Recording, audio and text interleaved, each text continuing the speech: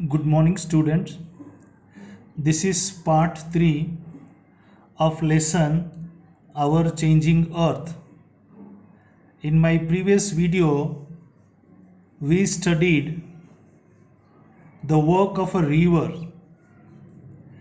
the different works of the river in a course of movements of a river water. How does it forms the different shapes or different forms of the land? For example, we studied the meander, then oxbow lakes, deltas, etc. These are the main forms of the land is formed by a river. Today's point is work of sea waves.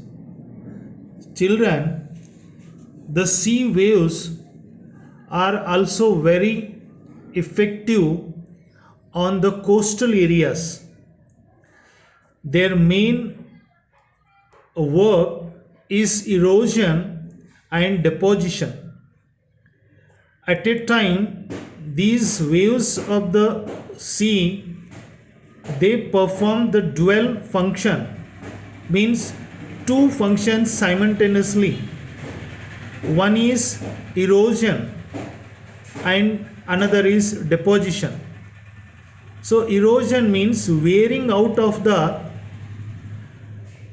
part of the surface or the rocks, and when these particles of the rocks will fall down, the same particles will be transported and deposited in a low land, or particularly at the beach area. So constantly look at this, the sea waves will strike on the rock, and after continuous striking at the rocks, the rock will starts to get crack here over. Gradually the cracks will be developed. Over a couple of period, these cracks become larger and wider. So children, they are called a sea caves. Look at this. This hollow space will be developed inside a rock because of the constant striking of the sea waves. A hollow space will be developed, and this is known as sea caves. As these caves gradually become a bigger one, the cavity inside will grow up and become bigger one. At this moment, you could see just over this, the space is the roof one, which is called the roof of a caves. It will remain.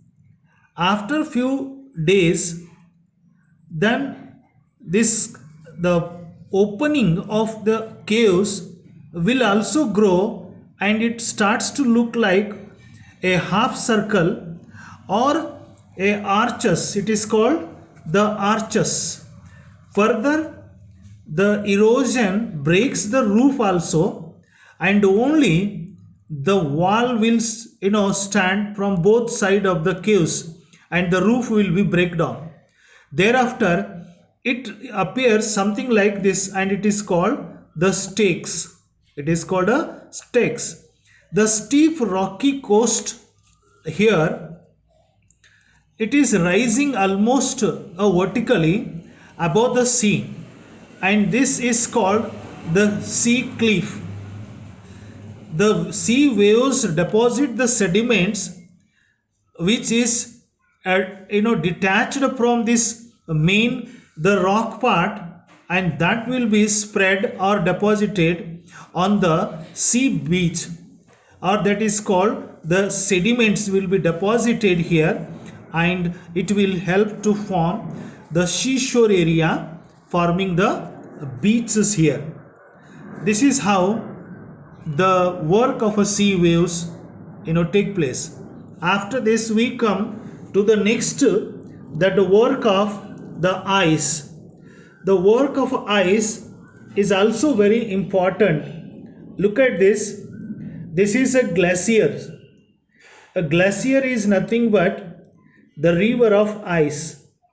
River of ice, which also the one of the important the agents of erosion, and this erode the landscape by bulldozing the soil and stones that all exposes the solid rock below. It means when the ice starts to move ahead in a very slow speed, that while moving the ice, so it also drags the upper layer of the earth's surface, and it exposes the parent rock of the earth, which is called hard surface of the earth. Glaciers carve out deep hollows as the ice melts.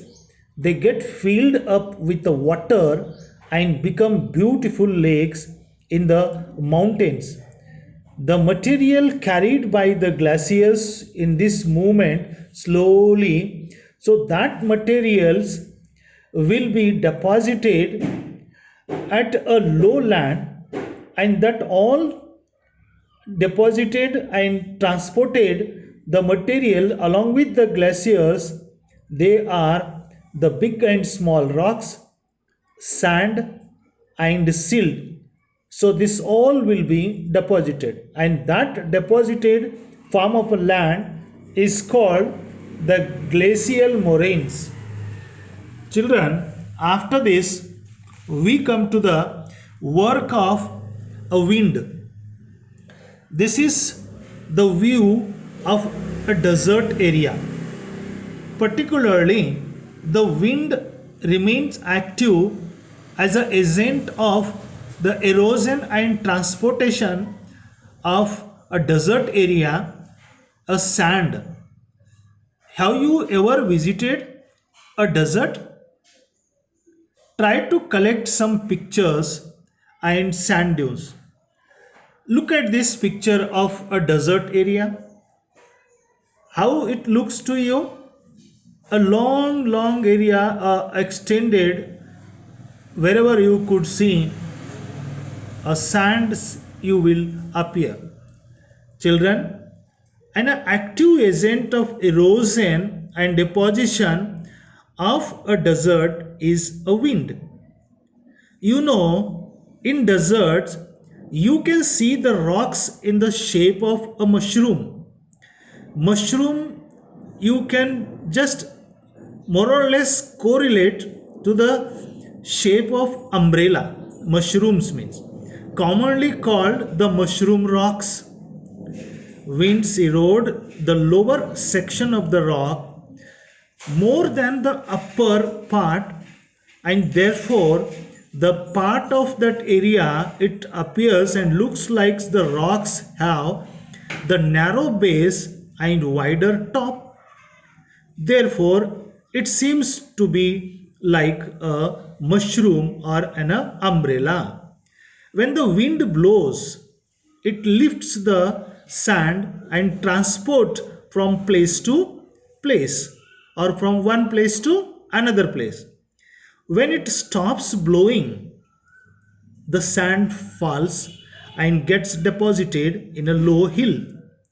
Like such structures are known as sand dunes.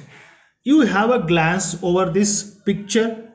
So this part, which is rather elevated part, elevated means heightened part, and this is the sand which is transported and deposited here because of the sudden fall down in the velocity of the wind. So such structures are known as sand dunes. When the grains of a sand are very fine and light, the wind can carry it over a long distance. When such a sand is deposited in a large area, it is called loess. large deposits of loess is found in China commonly. Students, this is about we today learn the work of wind, work of ice, and the work of sea waves, and how they are responsible for the creating different landforms over the surface.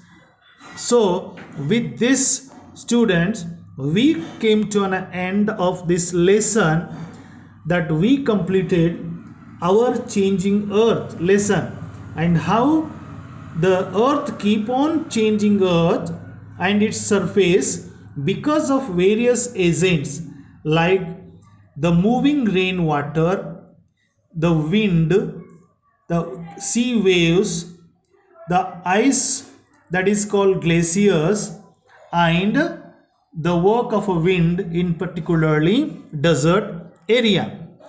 Students, with this the session come to an end and the topic end. So the next lesson will begin in my next video. Till then, take care. Bye bye.